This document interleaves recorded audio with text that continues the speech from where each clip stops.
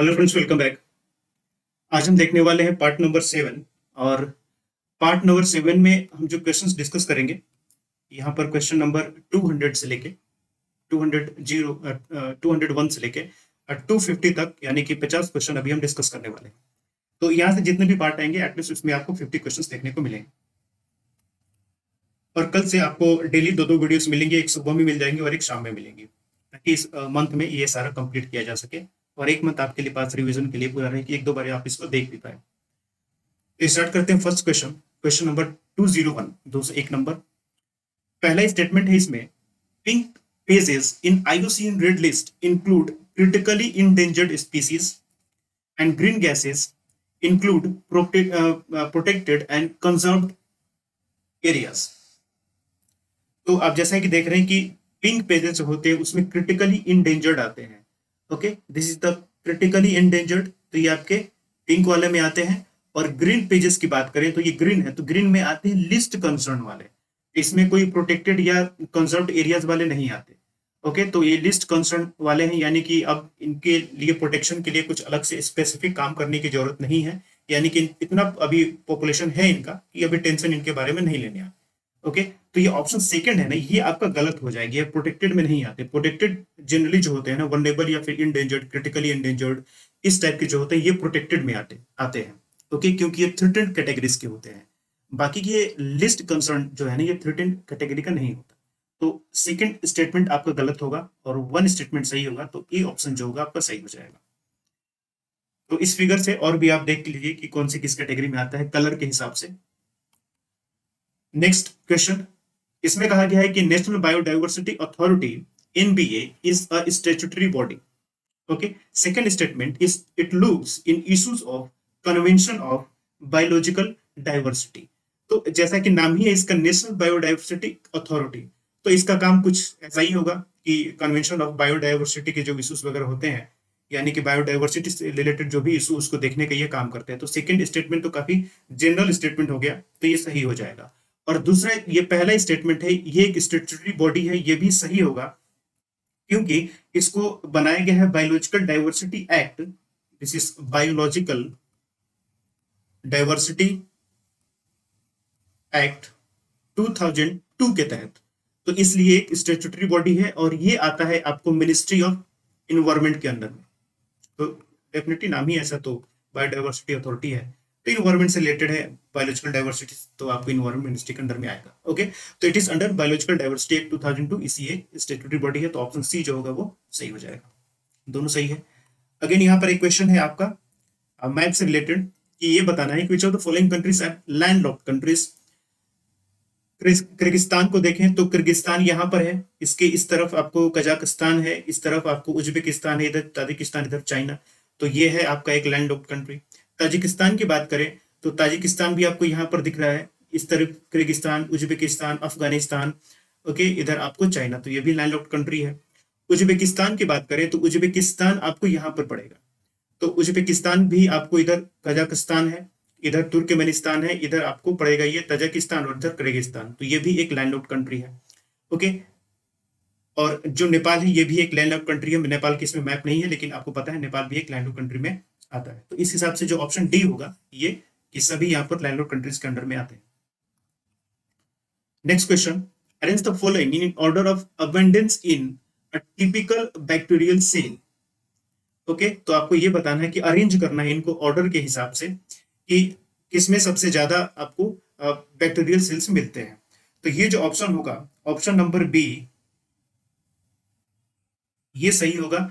सबसे पहले, सबसे कम इसमें आपको प्रोटीन में होता है, प्रोटीन से ज्यादा आपको आरएनए में होता है, राइबोन्यूक्लियस जो होते हैं, इससे ज्यादा आपको पॉलीसेचराइड्स में होता है, और सबसे ज्यादा आपको डीएनए में ये बैक्टीरियल सेल्स देखने को मिलते हैं। तो ये एक असेंडिंग ऑर्डर में आपको यहाँ पर अरेंज करना था। Which of the following traditional water harvesting system is correctly matched? Okay, तो ये हार्वेस्टिंग सिस्टम आपको एनसीईआरटी की बुक्स में भी ये मिल जाएंगे। तो यहाँ पर जैसे टांका देख रहे हैं ना, टांका ये तो बिहार का है नहीं, टांका आपको बिलोंग करता है जैसलमेर से। जैसलमेर कहाँ पर है? जैसलमेर आपको राजस्थान में है, तो ये राजस्थान से बिलोंग करता है। खादीन और धोरा की बात करें तो, सॉरी, ये जैसलमेर का नहीं है, ये आपको थार डेजर्ट में मिलता है। टांका जो है थर्ड डेजर्ट में मिलता है, राजस्थान का ही है। खादीन और धोड़ा की बात करें तो ये आपको जैसलमेर में मिलता है, दिस इज जैसलमेर, तो ये भी आपका राजस्थान में है। खुल्स जो है ये स्पीति में मिलते हैं, ये ऑप्शन आपका सही है। और नीरू गांधी जो है ये आपको मिलता है यूके में, ये यानी कि उत्तराखंड में मिलता है। तो ये आपको याद रहना, यहाँ पर मात्र एक ऑप्शन सी जो है वो सही है। तो यहाँ पर आपको याद रखिएगा कि टांका थार डेजर्ट राजस्थान, खादीन या धोरा आपको जैसलमेर राजस्थान, खुल्स स्पीति और नीरुगंती यूके यानी कि उत्तराखंड से ये बिलोंग करते हैं। वाटर हार्वेस्टिंग सिस्टम है वाटर को कंजर्व करने के लिए। Land degradation neutrality funds has been created by which of the following? Okay तो ये आपने पढ़ा होगा, हमेशा ये हर साल न्यूज में रहते हैं, ये सारी इन्वायरमेंट वाली सारी चीजें हर साल आपको न्यूज में देखने को मिलती है। तो ये जो आपको फंड है ये क्रिएट किया गया है under United Nations convention to combat desertification. Okay तो यूनाइटेड नेशन का जो एक कन्वेंशन है डेजर्टिफिकेशन को कॉम्बैट करने के लिए, उसके अंडर में आपको ये देखने को मिलता है land degradation neutrality fund. Next question देखते हैं, seventh number, which of the following statements is are correct about great Indian bustard? तो you know great Indian bustard एक बर्ड स्पीसीज है जो जनरली आपको राजस्थान, गुजरात और महाराष्ट्र में ये पाए जाते हैं। तो ये आपको डेजर्ट नेशनल पार्क ये राजस्थान में है, तो यहाँ पर भी मिलते हैं, ये सही बात है ये। And it is listed as critically endangered under IUCN red list. तो ये भी आपका सही है कि आपको क्रिटिकली इंडेंजर्ड के तहत इनको भी स्टेटस मिला हुआ है। तो ऑप्शन सी जो होगा ये सही होगा। तो ध्यान रखिएगा, ये राजस्थान में भी मिलते हैं, ये गुजरात में भी मिलते हैं और ये महाराष्ट्र में भी मिलते हैं, great Indian bustard. Next question, national green tribunal was established under the national green tribunal act 2008। Okay next statement, during the Stockholm declaration on human rights 1972 Indian vowed to provide judicial and administrative remedies for the victims of the pollutants and other environmental damages.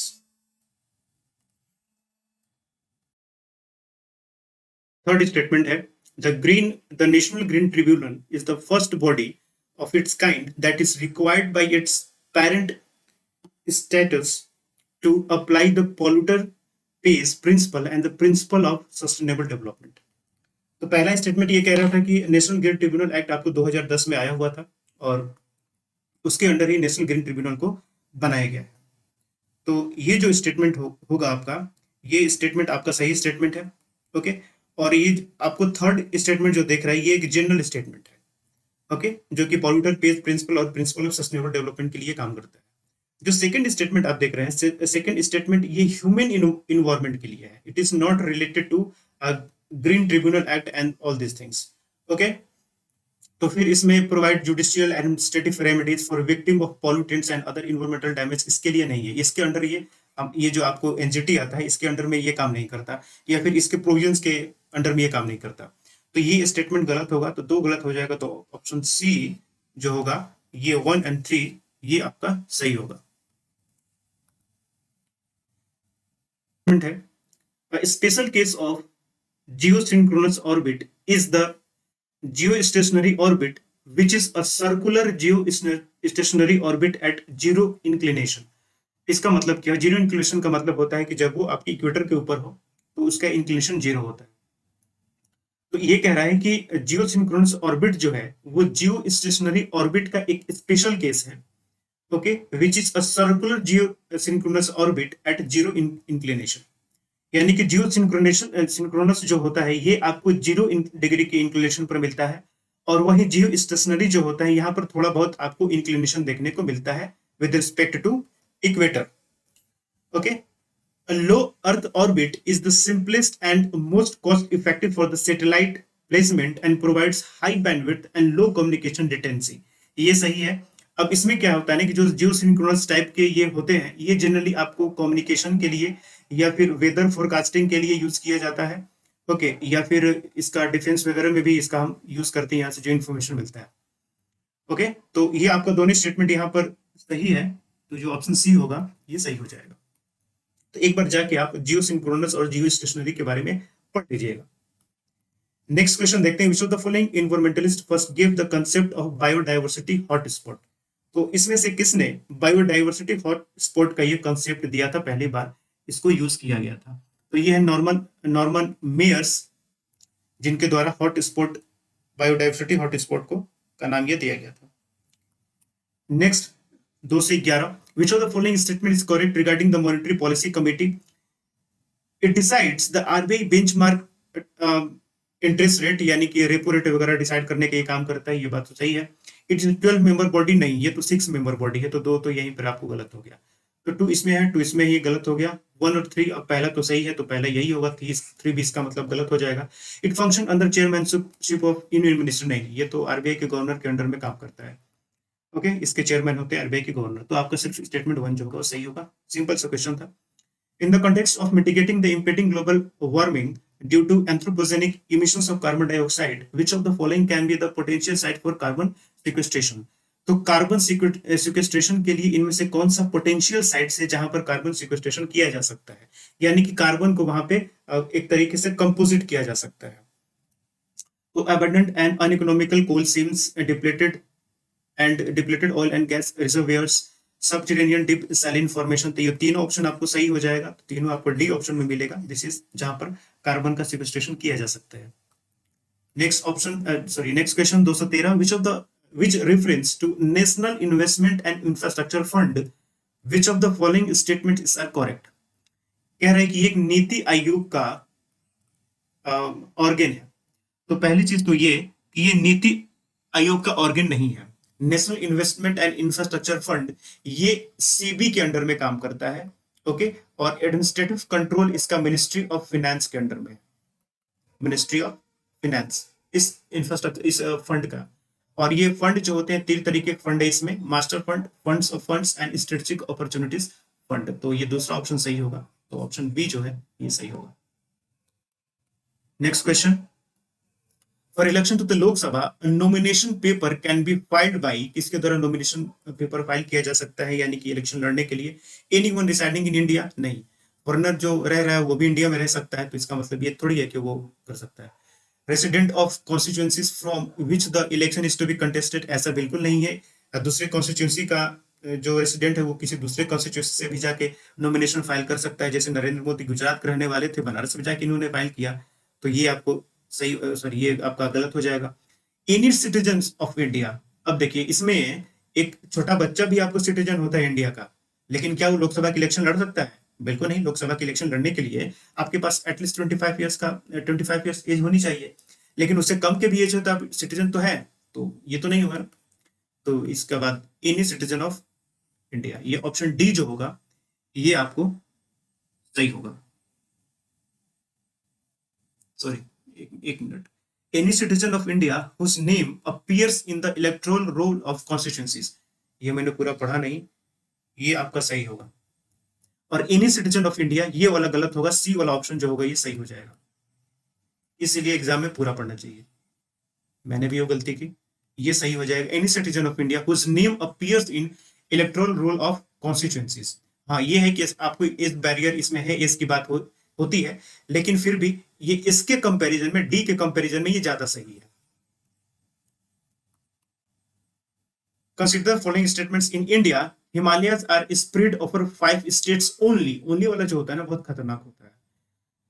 Western Ghats are spread over 5 states only, Pulicat lake is spread over 2 states only. चलिए एक एक करके देखते हैं। पहला, इसमें दूसरा बहुत आसान है, western Ghats are spread over 5 states only. कैसे भाई? ये तो आपको गुजरात में भी है, ये आपको महाराष्ट्र में भी है, ये आपको गोवा में भी है, ये आपको कर्नाटका में भी है, ये आपको केरला में भी है, और ये आपको तमिलनाडु में भी है वेस्टर्न घाट का पोर्शन। तो 6 तो यही हो गया ना, 1 2 3 4 5 6, तो दूसरा आप गलत हो जाएगा। 2 ऑप्शन ये, 2 ऑप्शन ये, तीसरा सही होगा क्योंकि तीसरा तीनों में है, तो ये आपको 2 स्टेट्स में पुलिकेट लिक मिलता है। ओके, एक आंध्र प्रदेश हो गया और तमिलनाडु हो गया, तो दोनों में आपको मिलता है, बॉर्डर पे है, तो ये सही है। In India Himalayas are spread over 5 states only.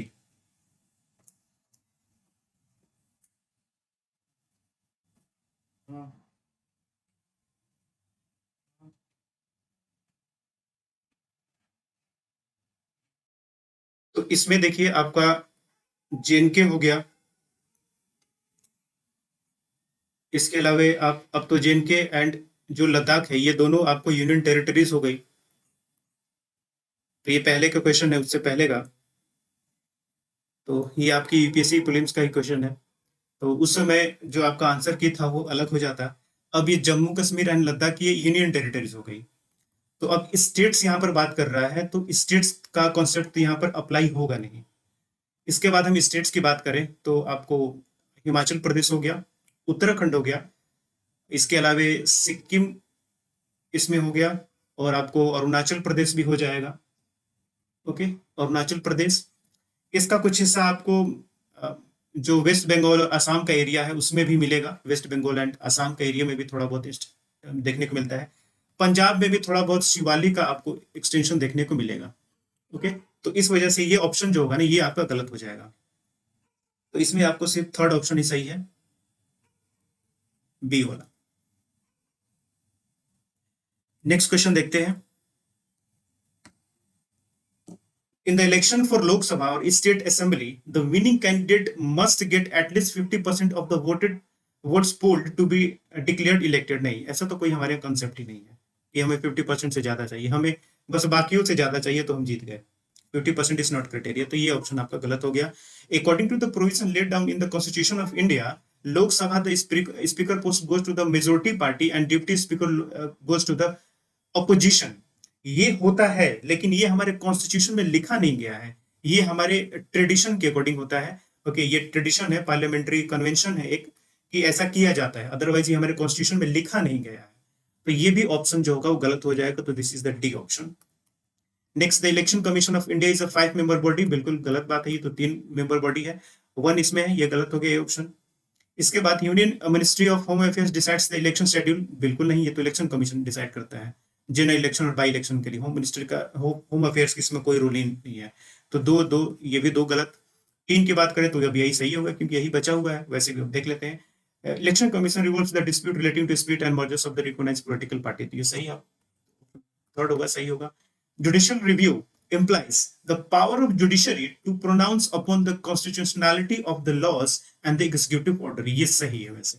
बाकी की देख लेते हैं। The power of judiciary to question the wisdom of laws, ऐसा नहीं है।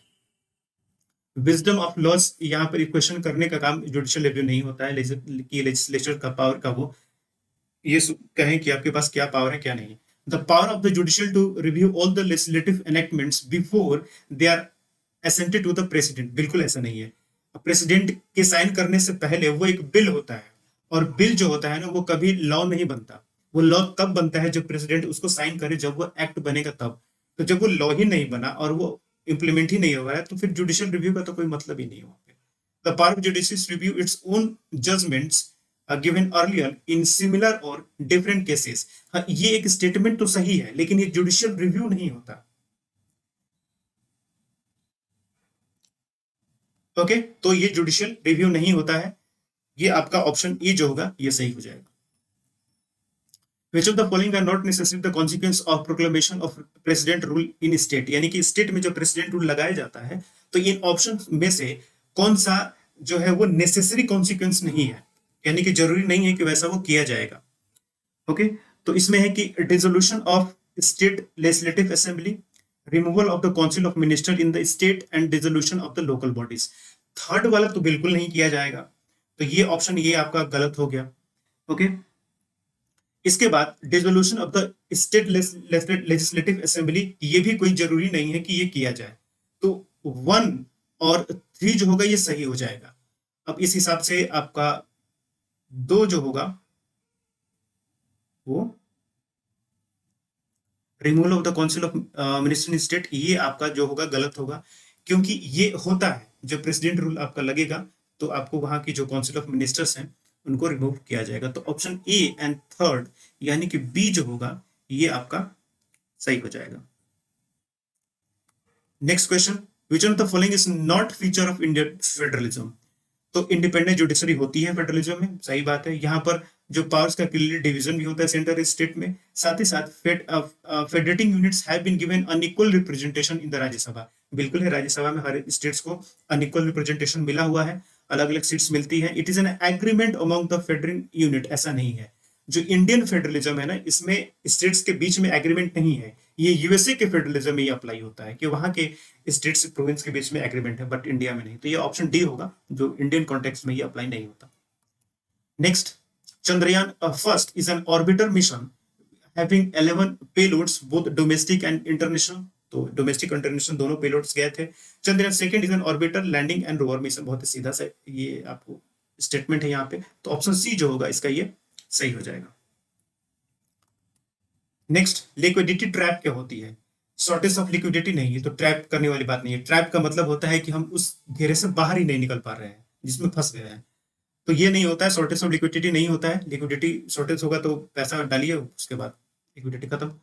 Situation when interest rate is low that people prefer to hold money rather than invested, ये आपका सही ऑप्शन होगा। बाकी का और देख लेते हैं। RBI policy to control interest rate, नहीं, ये तो थोड़ी ना liquidity trap. Situation in the bank business cycle when economy is trapped due to low aggregate, नहीं, ये भी नहीं होगा। ये आपका सेकंड ऑप्शन होगा, जहां पर इंटरेस्ट रेट लो हो जाता है, इसलिए लोग जो होते हैं ना, वो अपनी पैसे को क्या करते हैं, होल्ड करते हैं। ओके, अब मान लीजिए कहीं किसी प्रोजेक्ट में अगर पैसा लगाना है, अगर वो इंटरेस्ट रेट कम दे रहा है, तो क्यों कोई इसमें पैसा लगाएगा? ठीक है, तो पैसा लोग सेविंग में रखते हैं। तो ये आपका लिक्विडिटी ट्रैप होता है। ऑप्शन बी वाला जो होगा वो सही होगा। Fiscal drag means inability of the government to meet fiscal deficit, fall in the aggregate demand of the economy when people move from lower to higher tax bracket। ये वाला आपका ऑप्शन सही है। बाकी को और देख लेते हैं। Contradiction between physical and monetary policy, नहीं, सब नहीं, तो नन ऑफ दिस तो होगा ही नहीं। बी आपका ऑप्शन यहाँ पे सही होगा कि फिजिकल ड्रैग होता क्या है। तो फिजिकल ड्रैग है कि fall in aggregated demand of economy, demand कम होती है when people move from lower to higher tax bracket. Option B होगा, इसको हम फिजिकल ड्रैग कहते हैं। ये सब वर्ड जो है ना, ये आपकी इकोनॉमिक सर्वे 2021 में यूज किए गए हैं, इस वजह से ये आपको जानना काफी जरूरी है कि क्या होता है। Which of the following form a part of capital receipt of the central government. तो कैपिटल रिसीट के कौन कौन से पार्ट है, ये आपकी इकोनॉमी के एनसीईआरटी में भी सीधा ये लिखा हुआ मिलेगा। तो recoveries of loans from advantage जो होता है, एक्सटर्नल ग्रांट्स होते हैं, जीएसटी जो होता है ना, ये रेवेन्यू रिसीट होता है। दिस इज रेवेन्यू रिसीट, ये कैपिटल रिसीट नहीं होता। तो 1 और 3 जो होगा ये आपका सही होगा, यानी कि ऑप्शन डी जो होगा ये आपका सही हो जाएगा।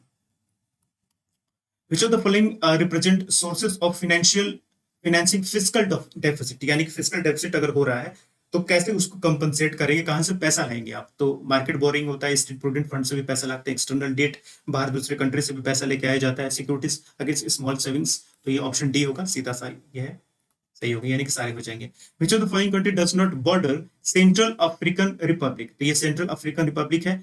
तो कोंगो की बात करें तो कोंगो है इसके बाद बाउंड्री पर। चाड की बात करें तो चाड भी है बाउंड्री पर। सूडान की बात करें, सूडान भी है बाउंड्री पर। माली की बात करें तो यहाँ आपको कहीं माली नहीं दिख रहा है, माली यहाँ पर आपको नहीं होगा। तो ये आपको सही ऑप्शन होगा, जो सेंट्रल अफ्रीकन रिपब्लिक कंट्री से बाउंड्री नहीं बनाता। Next, Naku La lies in which of the following state. बहुत ही आसान क्वेश्चन है ये, बी होगा। सिक्किम में पड़ता है आपका, सिक्किम के नॉर्थ वाला जो हिस्सा है उधर आपको नाकुला ये पास पड़ता है। Which of the following statements are correct about the election commission of India. तो election chief election commissioner and other election commission appointment by the president of India, सही बात है ये। Each of them holds their office for a period of 6 year up to 65 years which comes first, ये भी बात आपका जो है वो सही है। थर्ड की बात करें तो आर्टिकल 342 ऑफ इंडियन कॉन्स्टिट्यूशन के अकॉर्डिंग इसी है the supervisory and directional control of the complete process of election. नहीं, ये आर्टिकल 342 नहीं है, ये आर्टिकल 324 है जिसके तहत ये सारी बातें की गई है।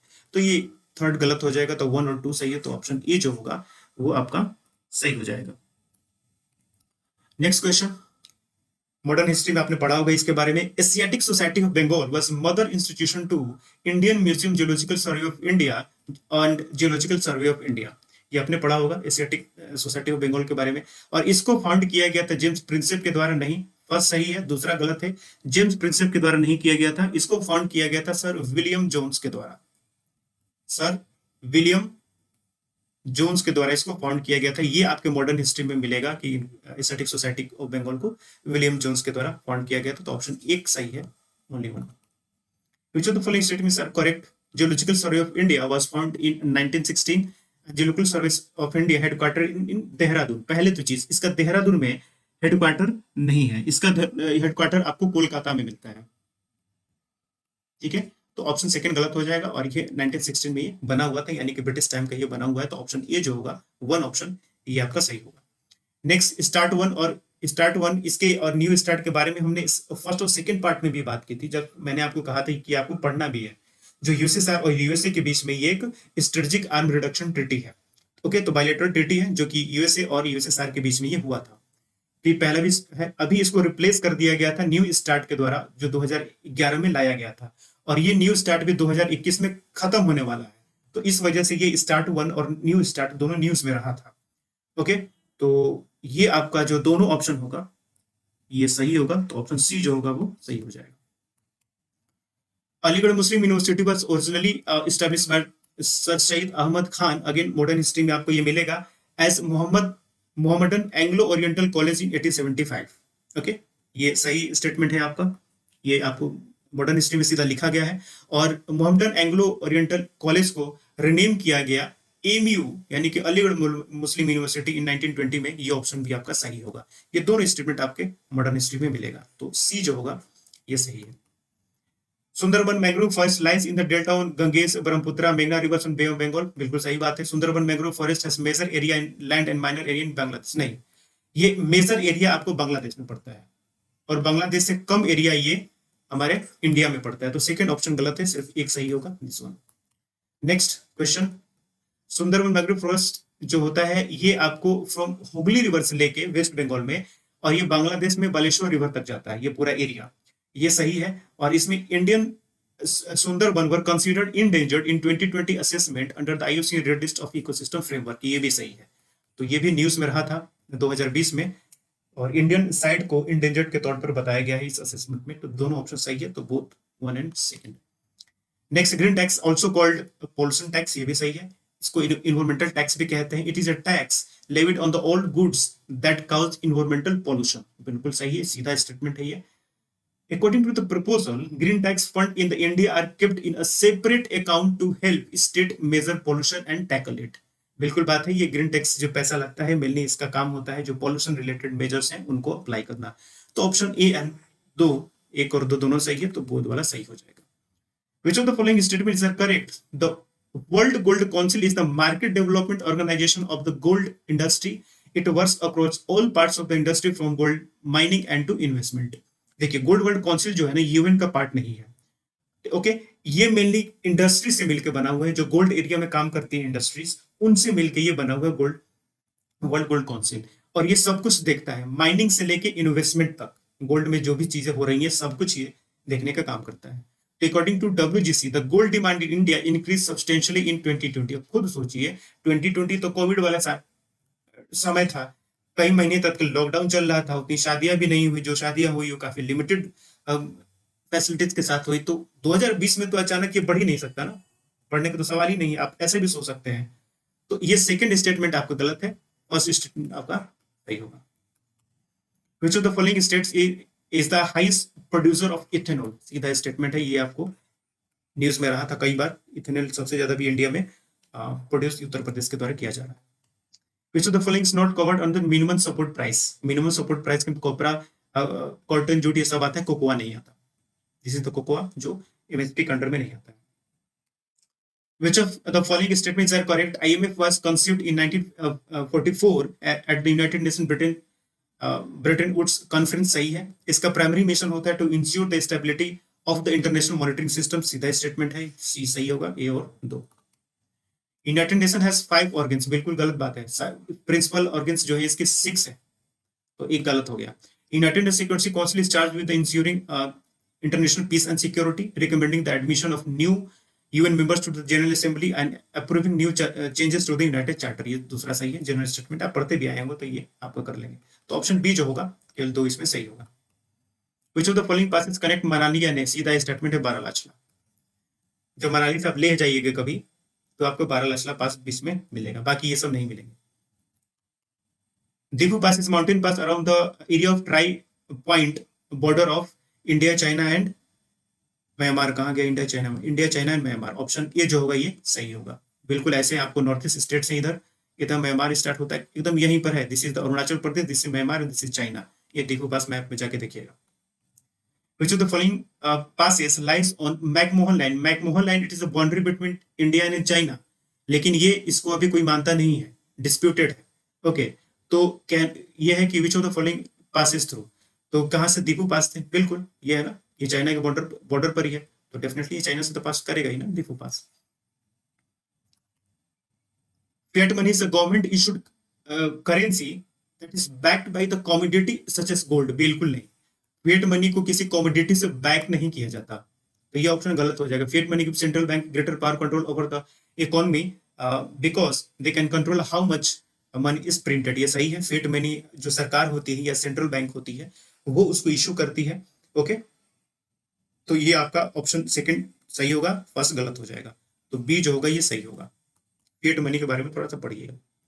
MSP was introduced in 1966 for rice.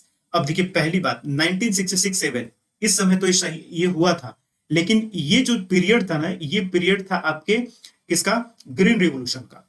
ये पीरियड था ग्रीन रिवॉल्यूशन का, फर्स्ट फेज था ये, और ग्रीन रिवॉल्यूशन के फर्स्ट फेज में राइस को टारगेट नहीं किया गया था, वीट को टारगेट किया गया था, ध्यान रखना है।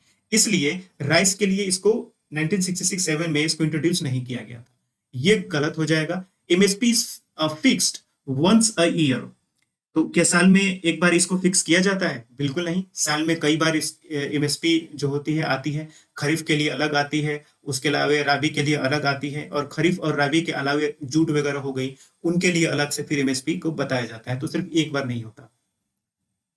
तो दोनों गलत हो गया, तो आपका डी ऑप्शन जो होगा वो सही हो जाएगा। Next question, MSP is fixed on the recommendation of commission for agriculture cost and prices, सही बात है। CSAP is a statutory body and submits separate reports recommending prices for kharif and rabi season. बिल्कुल, राबी और खरीफ सीजन की अलग अलग रिपोर्ट देता है सरकार को, तो ये दोनों आपका सही होगा। तो ऑप्शन सी जो होगा वो ए एंड 1 एंड 2 ये दोनों आपका सही हो जाएगा। CSCP सबमिट्स, अभी हमने जो पीछे देखा ये वाला, ये commission for agriculture cost and prices, वही है CSCP। तो CSCP सबमिट्स इस recommendation to the government in form of price and policy report. Price and policy report cover 5 groups of commodities: kharif, rabi, sugarcane, raw jute and copra। Okay, तो ये जो होगा ये भी स्टेटमेंट आपका सही है। तो 4 चीजें हमेशा याद रखिए, 4 चीजों के लिए देता है, खरीफ के लिए, राबी के लिए, सुगर केन के लिए अलग से, जूट के लिए अलग है, और कोपरा के लिए अलग। ओके, तो दोनों ऑप्शन सही है, सी जो होगा सही होगा। A2, अब देखिए ये जो पूरा जो CSCP जो रिकमेंडेशन देता है ना, ये कई बेसिस पर होता है। एक A2 होता है, और एक A2 प्लस FL होता है, और एक C2 होता है। A2 क्या होता है? A2 जो होता है, it cost cover all paid out expenses both in cash and kind incurred by farmers। तो फार्मर के द्वारा जितना खर्चा किया जाता है वो सारा इसमें इंक्लूड होता है, चाहे सीड का हो, fertiliser, chemical, head labour, fuel, irrigation, ये सारे इसमें A2 में ऐड होते हैं। A2 प्लस FL का मतलब ये होता है कि जो फैमिली लेबर होता है, अनपेड फैमिली लेबर, उसके कॉस्ट को भी इसमें ऐड किया जाता है A2 प्लस FL में। तो FL का मतलब होता है अनपेड फैमिली लेबर, तो A2 में इसको भी ऐड कर दिया गया। ओके, एक C2 भी होता है, ओके, लेकिन C2 के बारे में इसमें नहीं लिखा गया है। तो यहाँ पर ये जो CSCP होता है, A2 प्लस FL इसको कंसिडर करता है रिकमेंडेशन देने के लिए। तो ये दोनों ऑप्शन सही है। थर्ड ऑप्शन देखें तो reckons only A2 for recommending the MSP, बिल्कुल नहीं है। ये A2 प्लस FL को भी टारगेट करता है, और ये C2 को भी टारगेट करता है, तो केवल A2 को ये टारगेट नहीं करता। थर्ड ऑप्शन गलत होगा, 1 और 2 इज राइट। ये 1 और 2 पहला ऑप्शन जो होगा ये सही हो जाएगा। नेक्स्ट क्वेश्चन मैप से, which of the following country does not border Caspian sea? Caspian से देखिए यहाँ पर है भाई, तो कौन बॉर्डर नहीं करता है? ईरान की बात करें तो ईरान यहाँ पर है, बॉर्डर करता है। कजाकिस्तान की बात करें, कजाकिस्तान यहाँ पर है, बॉर्डर करता है। अजरबैजान की बात करें तो अजरबैजान यहाँ पर है, ये बॉर्डर करता है। अर्मेनिया की बात करें तो अर्मेनिया अजरबैजान से थोड़ा सा ये इधर आपको वेस्ट में मिलेगा, तो ये बॉर्डर नहीं करता है, तो ये सही आंसर होगा, जो कैस्पियन सी से बॉर्डर नहीं करता है। इंपॉर्टेंट क्यों है? अगेन यू नो, अजरबैजान और अर्मेनिया के बीच में भी बम्बिंग वगैरह चल रही थी कराबाख रीजन को लेके, तो इसलिए इंपॉर्टेंट हो जाता है, आपको ध्यान में रखना है। Next question and last question of today, neutrons are the most abundant sub atomic particles after photons, सही है। The 3 known types of neutrons are electrons, muon and tau, ये भी सही है। Neutrons are thought to be have been produced just after the big bang that created universe, ये भी आपका सही है। तो ऑप्शन डी जो होगा ये सही हो जाएगा। इस क्वेश्चन को हमने पहले भी किया होगा। ओके, तो अगेन यहाँ पर इसके साथ ही 250 क्वेश्चन कर चुके हैं। नेक्स्ट पार्ट में अगेन हम 50 क्वेश्चन को कंसिडर करेंगे और जल्दी से जल्दी इस महीने में हम इसको कंप्लीट कर देंगे। चलिए, तो मिलते हैं नेक्स्ट पार्ट में। Thank you and good luck.